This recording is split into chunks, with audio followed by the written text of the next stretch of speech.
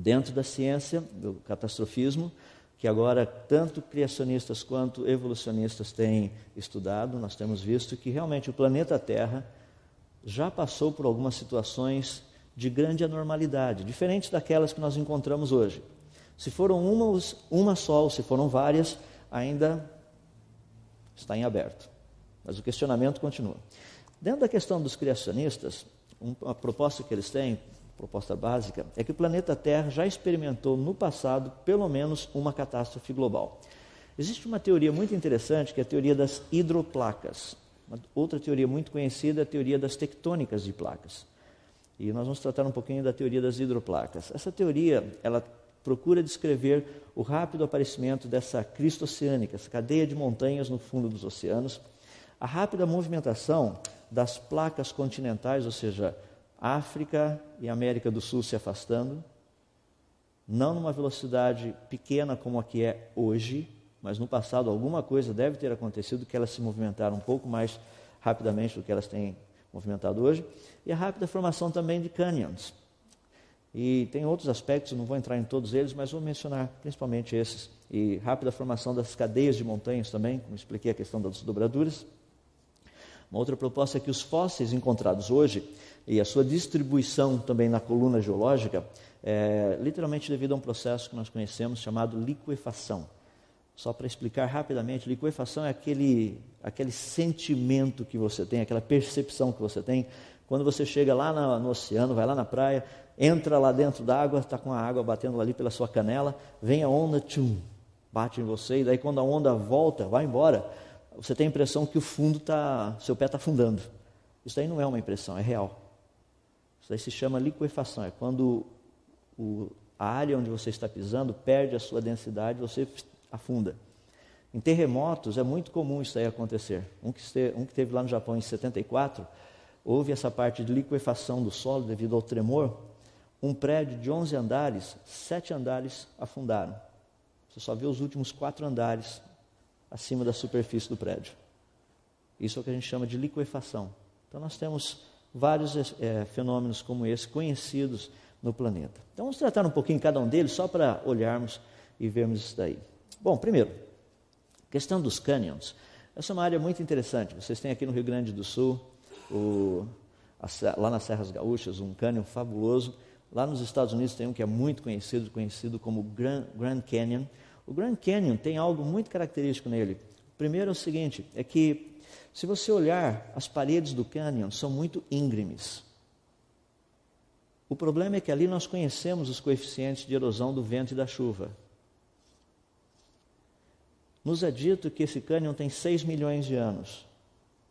Ou seja, durante esses últimos 6 milhões de anos, à medida que aquele platô se elevava, o rio Colorado passava por ali e foi causando todo esse cânion. O problema é que nós não encontramos nem os sedimentos necessários para isso, e 6 milhões de anos era para ter feito com que as paredes do cânion estivessem totalmente já arredondadas. O fato de as paredes estarem íngremes, bem em pé, significa que o cânion é recente, e essa é uma característica dos cânions que nós temos no nosso planeta. As paredes ainda estão muito em pé, dados milhões de anos que esses cânions teriam sido formados. Nós sabemos que esses cânions são recentes, a menos que alguma coisa tenha acontecido para que os coeficientes de erosão que nós temos tenham sido totalmente alterados, praticamente valores zero, por milhões de anos para que nada acontecesse. Porque os que nós temos atualmente mostram que a erosão é grande, é alta. Então essas paredes não deveriam estar em pé desse jeito, elas já deveriam estar totalmente arredondadas se nós tivéssemos milhões de anos se passado. Uma outra que eu mencionei são as montanhas. Algo que é muito interessante, se você observar, olha só essas camadas que nós temos aqui. Se você olha essa montanha, seria mais ou menos assim, uma camada da coluna geológica, outra camada da coluna geológica, outra camada da coluna geológica. Então você está vendo aqui as várias camadas da coluna geológica. Vamos colocar todas juntas. Então agora eu teria todas essas camadas assim. Segundo a proposta naturalista, Nicholas Steno foi quem fez essa proposta. Ele disse que uma camada teria se formado, resultante de movimentação de sedimentos em água, e ela teria solidificado. Com o passar do tempo, uma outra camada teria se formado, Com o passar do tempo, uma outra camada teria se formado, ou seja, existe uma sobreposição de camadas e essas camadas teriam se formado ao longo do tempo. Então, cada uma delas representaria uma era geológica. Essa foi a proposta de Steno, é a proposta aceita pela geologia evolucionista de hoje. Só que quando nós pegamos uma montanha, como essa que vocês estão vendo ali atrás, que você encontra essas camadas, imagina se essa primeira camada de rocha aqui estivesse sólida e eu tentasse dobrar. O que aconteceria? A rocha quebra, racharia. Agora, é bem fácil percebermos as múltiplas camadas. Aqui nós temos mais de 20 camadas da coluna geológica expostas. E essas camadas estão dobradas. Isso significa que o processo de dobramento ocorreu antes do processo de solidificação. Agora, se o processo de dobramento ocorreu antes do processo de solidificação, como explicar 20, pelo menos, camadas da coluna geológica sendo só barrinho, sem ter solidificado? Se você olhar aqui no topo, você não vai perceber rachaduras, não existem. O que aconteceu foi só um dobramento. Agora, como explicar esse dobramento? A quantidade absurda de estratigrafia que nós temos no planeta, ou seja, estratificação, olha a quantidade. Isso aqui são rochas, uma em cima da outra, como eu mencionei agora de pouco. Nós encontramos isso em todo lugar desse planeta. E algo que é muito fascinante também, como eu já mencionei agora de pouco, essa famosa cadeia de montanhas no fundo dos oceanos, a crista oceânica. Se olharmos aqui no fundo dos oceanos, pudéssemos tirar toda a água, olha as montanhas que nós encontraríamos lá. Eu costumo brincar com o pessoal que quem gosta de fazer rapel, canyoning, todo esse negócio, lá no fundo dos oceanos que é o tchan da coisa. É de tirar o fôlego, literalmente, porque é lá embaixo. Mas é fantástico o tamanho e a altura dessas montanhas, lá embaixo. Tem coisas de 7, 8 quilômetros de altura. Tem algumas delas assim que ultrapassam até o tamanho do Monte Everest, lá no fundo dos oceanos. Agora, como esse negócio todo teria surgido? E uma outra que é muito interessante é justamente aquela que eu mencionei, a questão de petróleo e fósseis. A quantidade é muito grande. Os cemitérios fósseis são os mais interessantes. Você encontra uma quantidade muito grande de animais, todos misturados ali. Então vamos estudar um pouco e ver o que isso tudo tem a ver. Nós temos duas teorias que trabalham com essas questões. Tá? As duas teorias partem de um mesmo princípio. O planeta Terra, no passado, ele teve um único continente. Hoje, são vários continentes. Então, nós sabemos que a Terra saiu de um único continente, a Pangeia, até chegarmos a vários continentes. Uma das teorias que tem trabalhado explicando isso, que é a teoria naturalista, ela trata do posicionamento atualista. O que significa isso? A América do Sul está se afastando da África, e a África da América do Sul.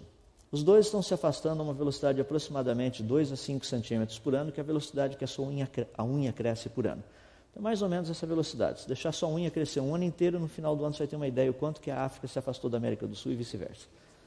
Eu não sei se vai gostar de fazer isso, é difícil coçar a orelha. Mas, de qualquer forma, você pode tentar fazer algo parecido. Então, essa é a velocidade. Segundo eles, o que estaria fazendo com que esses continentes se movimentassem? A teoria, basicamente, vou procurar ser o mais simples possível, a ideia seria mais ou menos assim. Essas grandes placas, elas estariam como que flutuando em cima do magma. Ou pelo menos de uma quantidade absurda que nós teríamos aqui embaixo de tipo de rocha derretida. Então, o que acontece? Essa rocha derretida, a que está mais próxima do núcleo da Terra, ela estaria muito quente. Estando muito quente, a densidade dela seria menor, então ela subiria. Ao subir, encostar com a placa, que é o continente aqui em cima, essa placa continental, ela encostaria, esfriaria, a densidade aumentaria e ela afundaria de novo.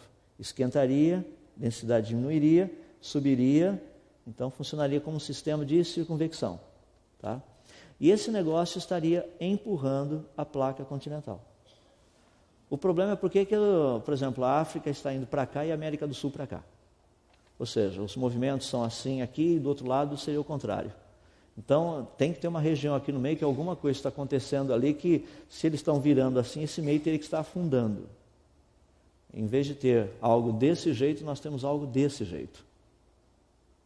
Então, tem algumas coisas estranhas ali no meio. O que eu disse algo desse jeito é justamente a crista oceânica, deveria ser assim. Se a circunvecção funcionou desse jeito, empurrando a América do Sul para cá, e desse jeito, empurrando a África para lá, que é o que nós temos medido, então o meio dos oceanos deveria ter quase que um tipo de um meio vale ali no meio. E o que tem ali é uma cadeia de montanhas.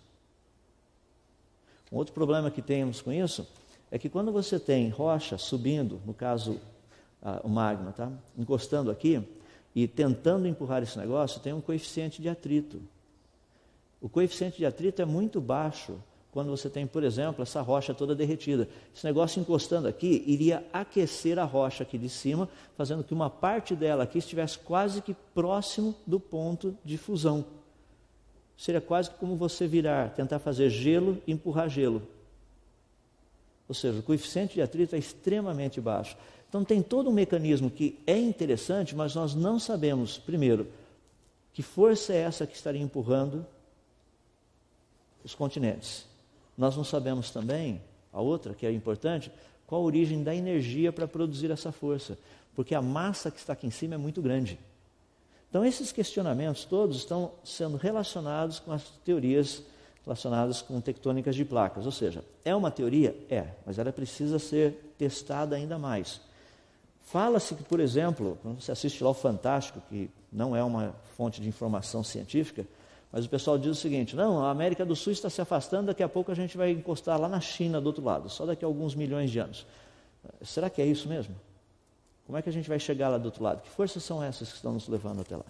Então essa é uma teoria. Eu não vou tratar dessa teoria, já expliquei tudo que eu queria explicar a respeito dela. Essa teoria que eu acabei de explicar está relacionada com o atualismo, ou seja, as coisas sempre aconteceram desse jeito.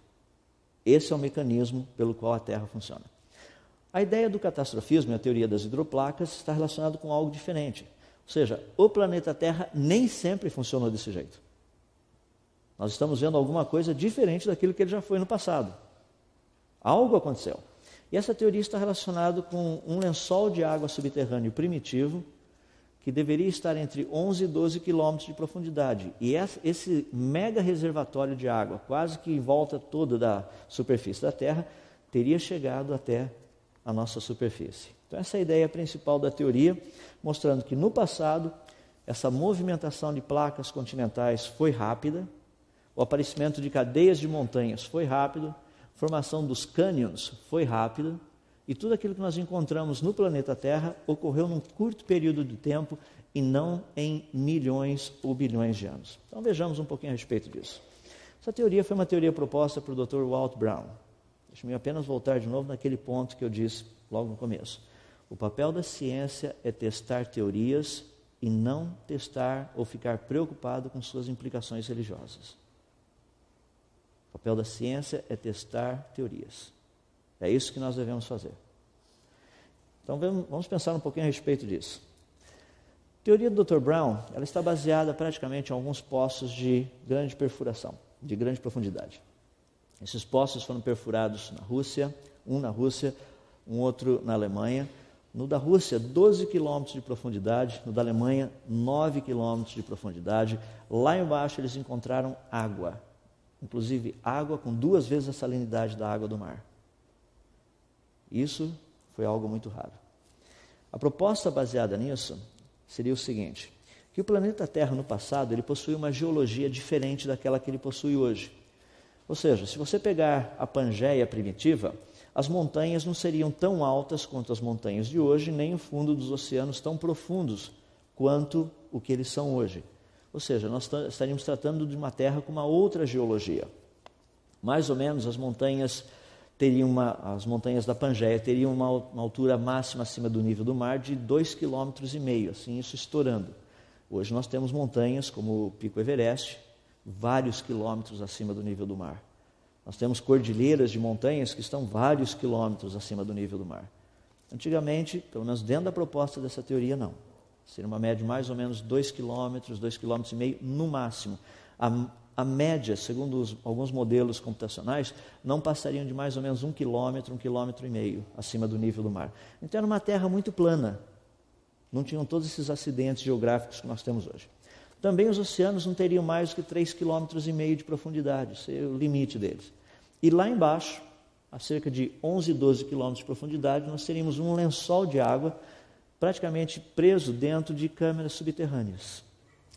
Agora, essa teoria ela é dividida praticamente em 4 fases. Eu gostaria de tratar delas de uma forma bem específica. Primeira fase da ruptura, segunda fase, inundação, terceira fase, a deriva dos continentes, que nós chamamos de deriva continental, quarta fase, acomodação, quando o sistema começa a entrar em equilíbrio novamente.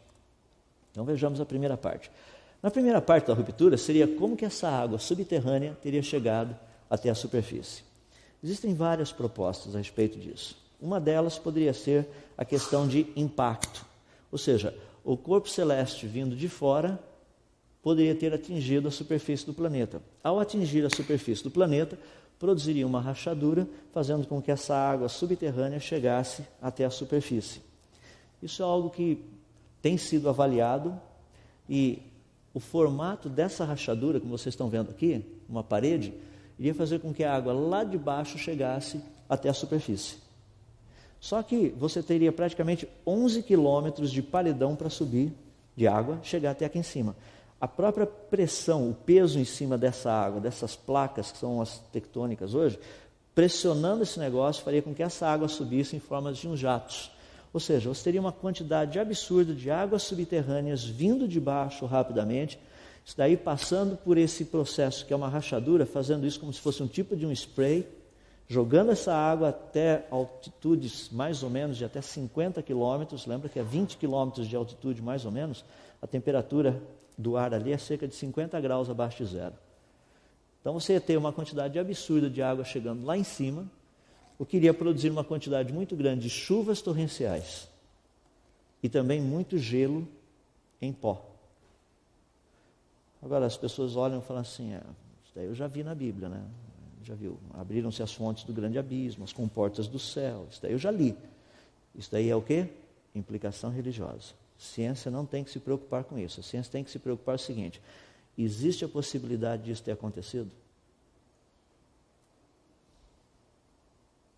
Se aconteceu, quais seriam as marcas deixadas? Essas marcas seriam coerentes e consistentes com isso? Então a proposta que nós temos, essa teoria, é que haveria essa rachadura. Essa rachadura teria uma característica muito interessante. Um grande impacto na Pangeia primitiva faria com que a rachadura se movimentasse ao redor do planeta Terra, nessas tectônicas, em mais ou menos 3 horas. Por quê? Isso é a velocidade do som na rocha, cerca de 5.200 metros por segundo. Essa é a velocidade que uma rocha racha. Então, quando você dá uma pancada numa rocha, ela sai rachando desse jeito, se pegar certinho o jeitão da coisa. 3 horas mais ou menos daria para você ter rachado o planeta de ponta a ponta em termos das tectônicas. Aí você fala, bom, isso é interessante. E o que acontece depois? O que acontece depois é essa água lá de baixo tem que subir, né? Tem muita pressão ali em cima, a água começa a sair. É interessante que quando essa água sai, ela começa a desbastar essa parte. Vocês estão vendo a água aqui, ela vai subindo. Isso aqui é um pedacinho do que antigamente era a Pangeia. Agora a Pangeia está rachada. Uma parte está indo para lá, outra parte vindo para cá. Está tendo um desbaste nessa região inferior. É interessante porque a região inferior é mais ou menos assim. A água está saindo por aqui e subindo esse paredão. Então ela vai passando, vai desbastando, desbastando, desbastando. O que aconteceria? Um sistema como esse aqui em cima, tá? Então estou mostrando para vocês a parte de baixo. O paredão e a parte de cima. Quando a água de baixo acabasse, o que aconteceria com o sistema? Desceria, ficaria desse jeito. Isso aqui é o talude continental. Isso aqui são as nossas praias. Se o mecanismo tivesse algo assim, tá? A água está subindo por aqui, estou olhando o perfil. A hora que o sistema todo descesse, essa parte aqui desce, a parte de cima afunda um pouquinho esse canto, que seria essa parte que vocês estão vendo aqui. Essa parte aqui seriam as nossas praias de hoje. Então a gente começa a estudar e ver que tem certa lógica no raciocínio. A teoria faz uma proposta baseada em coisas que a gente pode medir. Agora, essa inundação, segundo alguns modelos computacionais muito interessantes, mostram que essa água teria tido toda a vazão dela, dessas câmaras subterrâneas, entre 10 e 40 dias. Você fala, eu já li isso na Bíblia também. Mas outra vez, a ciência deve se ater à teoria, não às implicações religiosas. Se demorou 10 dias, 40 dias, 100 dias, 1 milhão de dias, isso aí não é problema da ciência. Quer dizer, não é problema em termos da religião, é problema da ciência. Ela tem que verificar isso. Se essa água estava lá embaixo, quanto tempo teria demorado para chegar aqui? Aí nós começamos a testar essas ideias, porque até aí, muitas dessas coisas são apenas interpretação da evidência. Ou seja, encontramos água a 12 quilômetros de profundidade. Como essa água chegou lá? Tinha mais água ou é toda a água que estava lá? Encontramos essas certas características em termos do talude continental, das nossas praias, coisas desse jeito. Então nós estamos interpretando a evidência. Então isso é interpretação. Interpretação é questionável. As pessoas podem dizer concordo, podem dizer discordo. Mas isso, o concordo, o discordo, não pode ser feito com base religiosa ou em implicações religiosas. Tem que ser com bases científicas. Eu discordo disso por isso. Discordo disso por isso e pronto. Para a terceira fase, para nós entendermos um pouquinho. Na terceira fase, a coisa fica um pouco mais interessante, porque os conceitos começam a ser testáveis. Nós temos algumas coisas similares. Deixe-me simular um princípio. Imagina uma mola sob pressão, compressão. 2 pedaços de madeira em cima, por quê? Uma mola, se você aperta, a mola fica pulando. Então você coloca a madeira em cima para a mola não pular. À medida que você afasta esses 2 bloquinhos de madeira, a mola que está aqui embaixo, agora, por não ter mais pressão em cima dela, que é a madeira, mas ela ainda está sob compressão. Para ela aliviar a pressão, a compressão, ela faz uma pequena dobra. Acontece algo mais ou menos como vocês estão vendo aqui. Esse é um processo interessante, porque se nós estivéssemos, por exemplo, indo no fundo dos oceanos, aqui uma rachadura, desse lado a África está se formando, aqui a América do Sul está se formando. À medida que os dois se afastassem, a pressão que haveria embaixo, ou seja, na parte do basalto, como ela está desaparecendo, o basalto, para aliviar essa pressão agora, ele subiria. Então você teria algo mais ou menos assim. Aqui o continente africano se formando, ali o continente americano se formando, e aqui no meio uma elevação. Você teria rachaduras longitudinais e rachaduras latitudinais. Agora, interessante a respeito disso é que nós olhamos isso exatamente no fundo dos oceanos. Ou seja, se uma rachadura tivesse passado por aqui, esse pedaço ia começar a deslocar para cá, e aquele outro pedaço para lá, formando uma cadeia de montanha no fundo dos oceanos, do jeito que a gente tem visto hoje, que é a crista oceânica. As pessoas chegam e falam assim, não, peraí, você está falando de água vindo de baixo, inundando todo um planeta, agora, de repente, o planeta começa a mudar um pouquinho, os continentes se formar, você está falando do dilúvio. Essa é a implicação religiosa. Ciência não deve se preocupar com implicação religiosa. Ciência deve trabalhar com a teoria, com a proposta. Então, olha só algo interessante. As pessoas chegam e falam assim, tá, mas e daí? Vamos supor que isso tivesse acontecido. Agora você tem um planeta totalmente inundado. E como é que você explica para onde teria ido toda essa água desse planeta? Então, vejamos. Aqui você teria algo mais ou menos assim. Olha a parte lá de trás, você está vendo, por exemplo, a América do Sul totalmente inundada. Crista oceânica. Se esse continente, se essa placa continental se movimentasse rápida e de repente ela freasse rapidamente, olha o que aconteceria. Muito interessante. O que aconteceu? A água foi para algum lugar? Não, a água continua toda nos oceanos, porque agora os oceanos são mais profundos e os continentes são um pouco mais estreitos e mais altos. As pessoas chegam muitas vezes nessa questão, eu vou só dar uma pincelada na implicação religiosa. As pessoas chegam para mim e falam assim, da onde teria vindo água para inundar até o Monte Everest? Olha a altura do Monte Everest. A pergunta é, tinha Monte Everest? Ou o Monte Everest veio depois? Ah, mas e as cadeias de montanhas? E as cadeias de montanhas já existiam antes ou elas foram resultado do dilúvio? Então, estou dando um parêntese com implicação religiosa. Vai pensando por aí. Um negócio que é muito interessante quando nós temos esse tipo de trabalho, esse tipo de sistema, isso daí dá para a gente trabalhar um pouquinho, até mesmo usando a nossa imaginação, ou se você quiser pode até fazer um teste. Se você tiver um trem, você pode pegar um trem, não um trem mineiro, trem de verdade, solta esse trem indo numa direção aqui e coloca um anteparo aqui na frente. Por exemplo, um túnel, tampa a boca do túnel, Então, a hora que a locomotiva vem com todos aqueles vagões, eles batem aqui, tem toda uma inércia nesse mecanismo. Lembra que quando o vagão, a locomotiva dá aquela batida, tem uma ricocheteada também. Tá? Quando o trem resolve sair, a locomotiva faz clunk. Depende da impressão que os vagões estão indo para trás, depois blum, bate e volta tudo de novo. Esses tipos de coisas que a gente estuda. Então, o que é legal nisso? Tem um mecanismo como esse, um trem vindo. A hora que ele bate aqui, logo aqui no começo, existe o quê? Vai acontecer um grande encavalamento. O locomotivo e os próximos vagões vão ficar todos meio encavalados. Aqui no meio você vai perceber que vão ter vagões caídos para um lado e para o outro. Lá no finalzinho, devido a essa ricocheteada, ele vai produzir mais um pequeno encavalamento. Então, se você olhar o perfil desse negócio, teria algo mais ou menos assim. Um encavalamento aqui, vagões caídos para lá e para cá, e aqui no finalzinho outro encavalamento.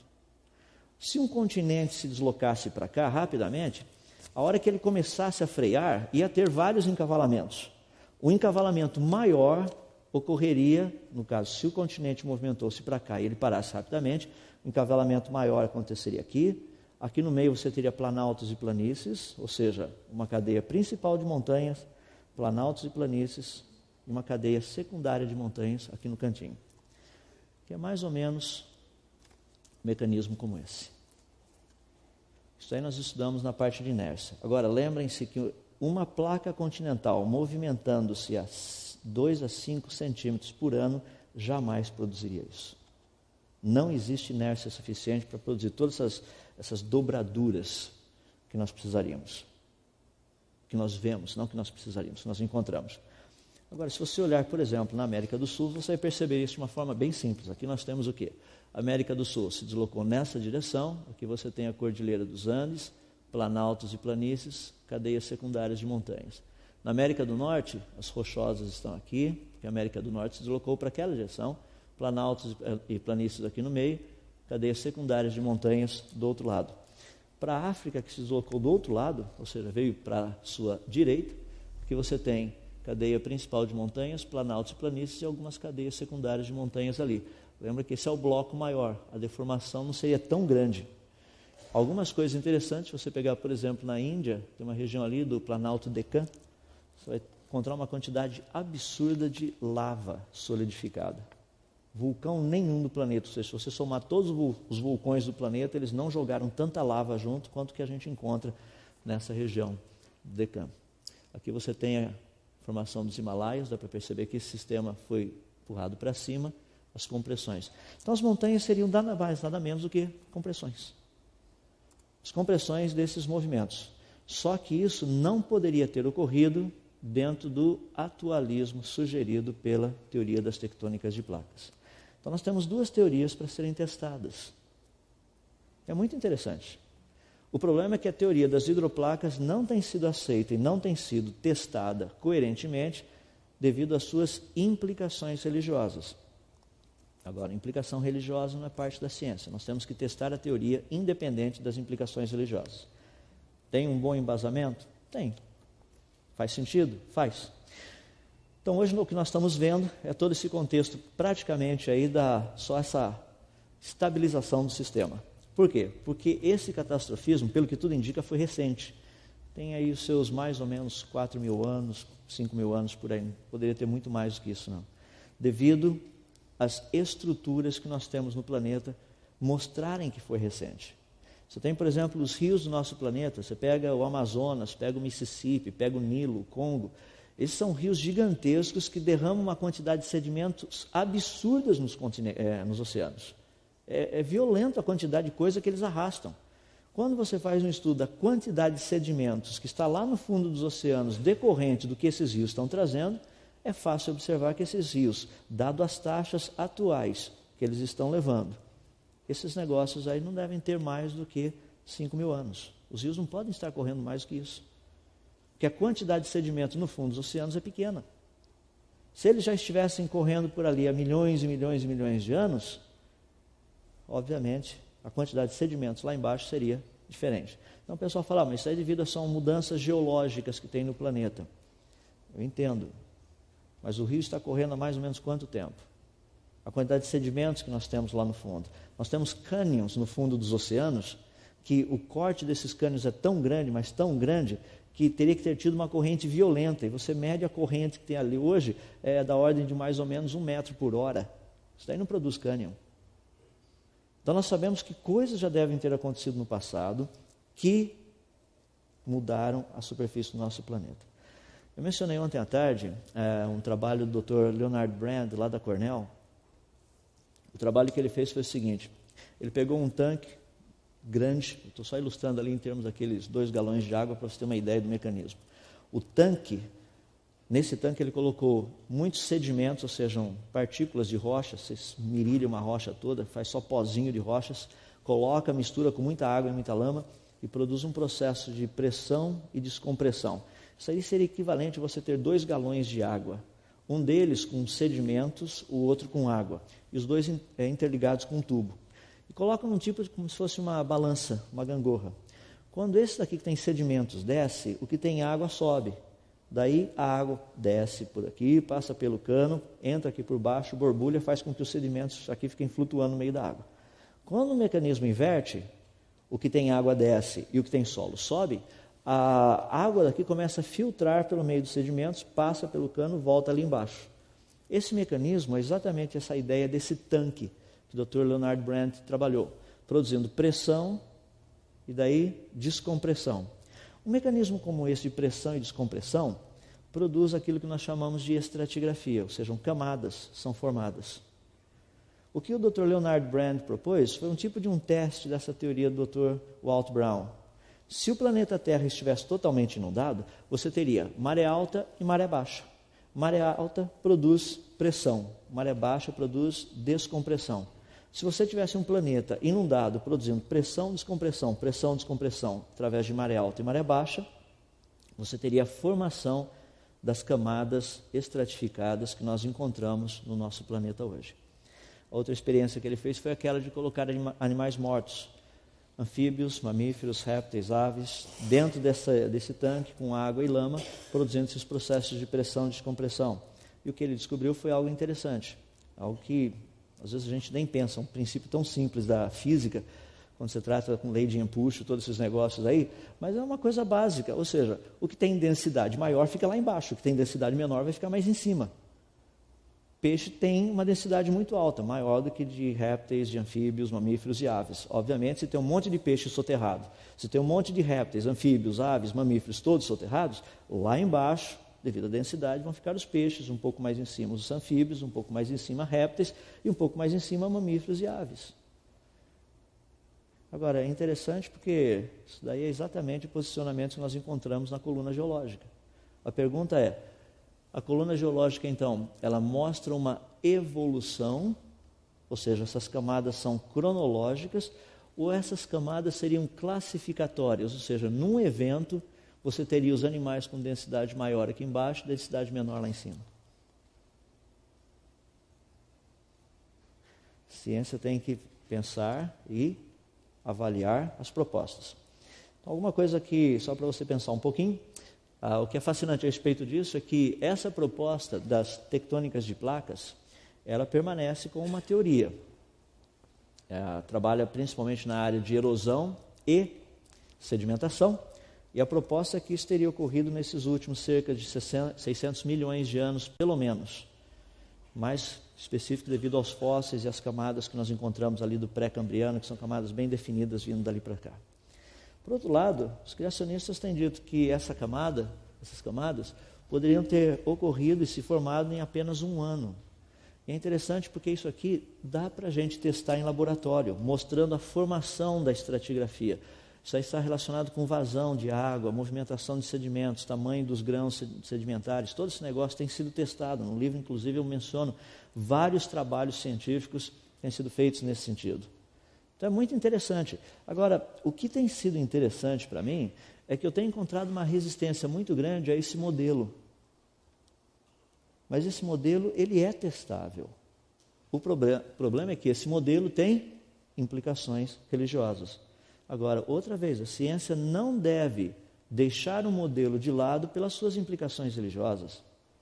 A ciência deve testar o modelo. A proposta é científica, ela está baseada em leis científicas, está baseada em testes científicos, na evidência científica.